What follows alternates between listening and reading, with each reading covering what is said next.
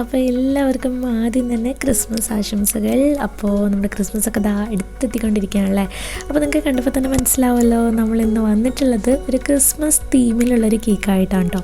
അപ്പോൾ ഈ ഒരു കേക്ക് എന്ന് പറഞ്ഞാൽ എല്ലാവർക്കും തന്നെ ആദ്യമായിട്ട് കേക്ക് ഉണ്ടാക്കുന്ന ഒരാൾക്ക് പോലും ഉണ്ടാക്കാൻ പറ്റുന്ന രീതിയിലാണ് കേട്ടോ കാണിച്ചിട്ടുള്ളത്. കാരണം നമ്മളിതിൽ ഒരു ബേക്കിംഗ് ടൂൾസ് ഉപയോഗിച്ചിട്ടില്ല, ഒരു ഓവണോ ബീറ്ററോ കേക്ക് ടിന്നോ ഒന്നും ഉപയോഗിച്ചിട്ടില്ല കേട്ടോ.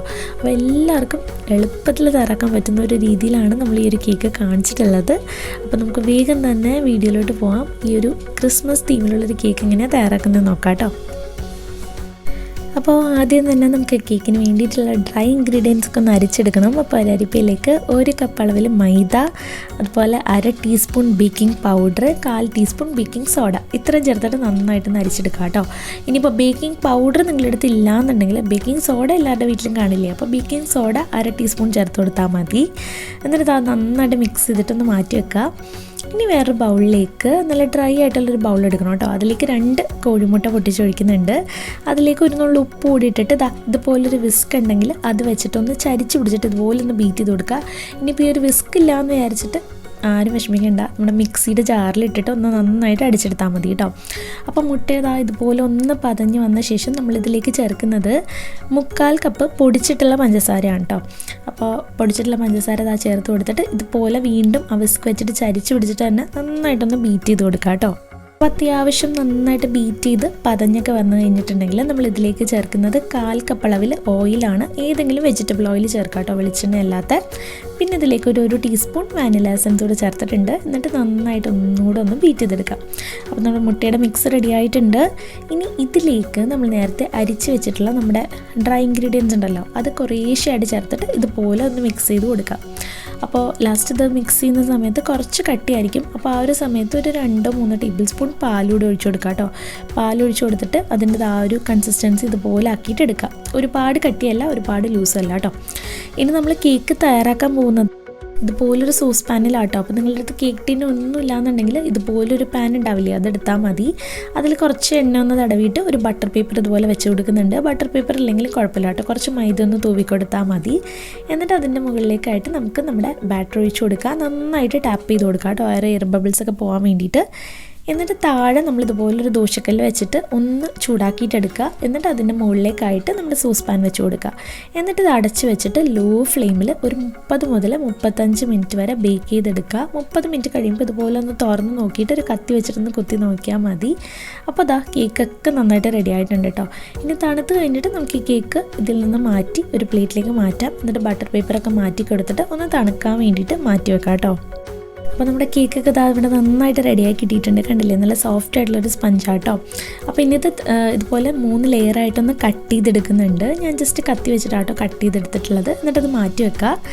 ഇനി നമുക്ക് വിപ്പിംഗ് ക്രീം റെഡിയാക്കിയിട്ട് എടുക്കണം. അപ്പം ഞാനിവിടെ എടുത്തിട്ടുള്ളത് ബേക്കേഴ്സിൻ്റെ വിപ്പിംഗ് ക്രീം പൗഡറാണ് കേട്ടോ. നിങ്ങൾക്ക് ക്രീം വേണമെങ്കിൽ ക്രീം ഉപയോഗിക്കാം, പൗഡർ ആണെങ്കിൽ പൗഡർ, ഏതാണെങ്കിലും കുഴപ്പമില്ല. അപ്പോൾ നമ്മളിപ്പോൾ ചെയ്യാൻ പോകുന്നത് ഇത് മിക്സിയിലാണ്. അപ്പോൾ നിങ്ങളിത് ബീറ്റർ ഉണ്ട് എന്നുണ്ടെങ്കിൽ ബീറ്റർ വെച്ചിട്ട് നന്നായിട്ട് ബീറ്റ് ചെയ്തെടുക്കുക. അല്ലെങ്കിൽ നന്നായിട്ട് തണുപ്പിച്ചിട്ടുള്ള മിക്സിയുടെ ജാറിലേക്ക് ഈ ഒരു വിപ്പിംഗ് ക്രീം പൗഡർ ഇട്ട് കൊടുക്കുക.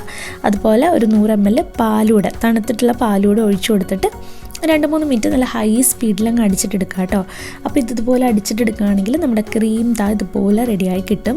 എന്നിട്ട് ഒന്നുകൂടെ ഒന്ന് ഫ്രിഡ്ജിൽ വെച്ച് തണുപ്പിച്ചെടുത്താൽ മതി. നമ്മുടെ സ്റ്റിഫായിട്ടുള്ള നല്ല ക്രീം തന്നെ കിട്ടും കേട്ടോ. അപ്പോൾ നമ്മുടെ ക്രീമും റെഡി ആയിട്ടുണ്ട്. ഇനി നമുക്ക് ഐസിംഗ് ഒക്കെ ചെയ്തിട്ട് എടുക്കാം.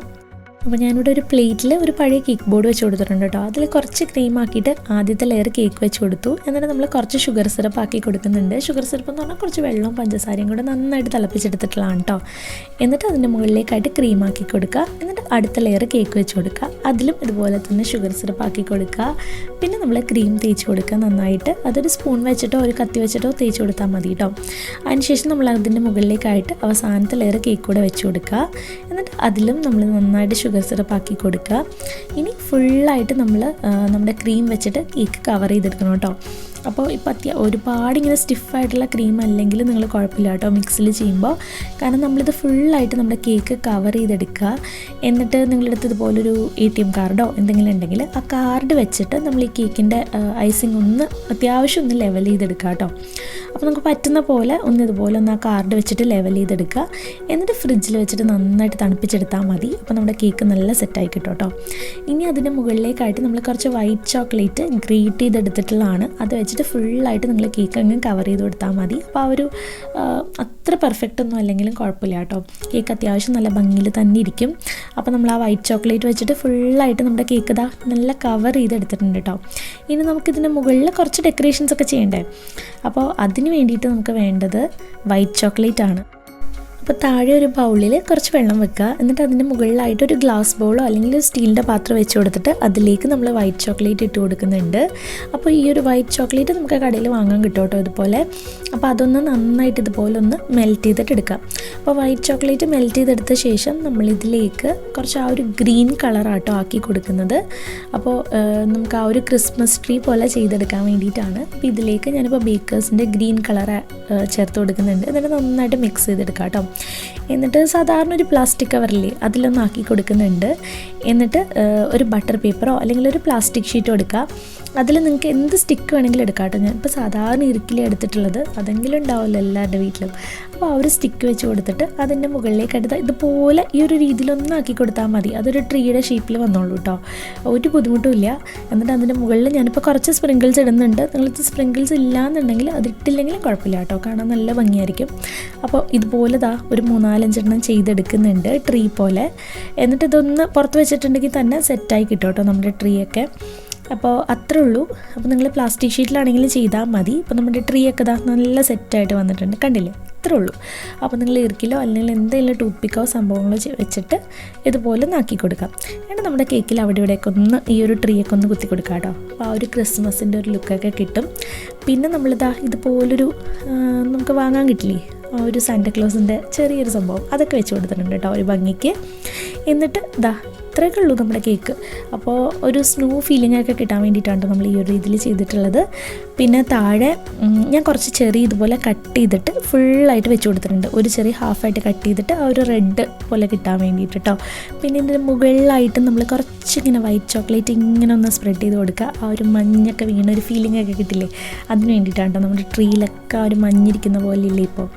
അപ്പോൾ അതുപോലൊക്കെ ഒന്നാക്കി കൊടുക്കുക. അത്രേ ഉള്ളൂ നമ്മുടെ കേക്ക്.